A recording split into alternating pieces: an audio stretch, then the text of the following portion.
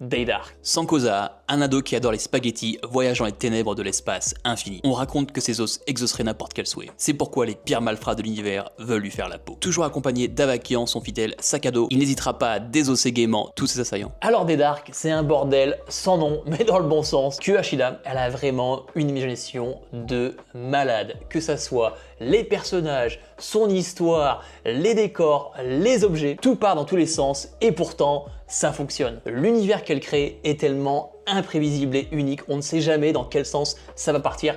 Parfois, moi, ça me rappelle un peu South Park pour ce côté complètement absurde et barré. Son style graphique est fidèle à celui de Dorohedoro. C'est noir, c'est crade, c'est intense avec des contrastes très marqués. Elle joue beaucoup sur l'opposition des noirs profonds et des blancs éclatants, ce qui donne sur chaque page une vraie puissance visuelle. Si tu connais Dorohedoro, eh bah, tu seras pas perdu. Sinon, attends-toi à un dessin très atypique avec des détails super glauques. Le manga est presque épisodique. Il n'y a pas réellement de fil rouge clair. On suit les aventures ou plutôt les catastrophes de ces 4 fléaux qui parcourent la galaxie en foutant un joyeux bordel partout où ils passent. Chaque personnage a une personnalité bien marquée, ce qui rend les interactions entre eux très drôle et complètement chaotique. J'adore le personnage de Death de la mort. Déjà, juste le nom, Death de la mort, c'est n'importe quoi. Et ce personnage, il me fait tellement rire, il est tellement what the fuck. Alors moi, il faut savoir qu'à la base, je suis pas trop manga épisodique. Mais là, franchement, Kuashida, elle arrive tellement à compenser avec la richesse et la folie de son univers. C'est tellement unique, sombre et original que tu restes scotché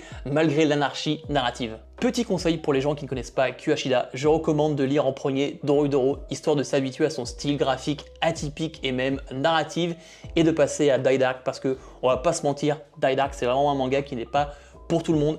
Mais si tu cherches un manga complètement barré, borderline, qui part dans tous les sens, qui n'a aucun sens mais en même temps qui a du sens, franchement, fonce, Daydark, c'est excellent, c'est cher mais qu'est-ce que c'est bon!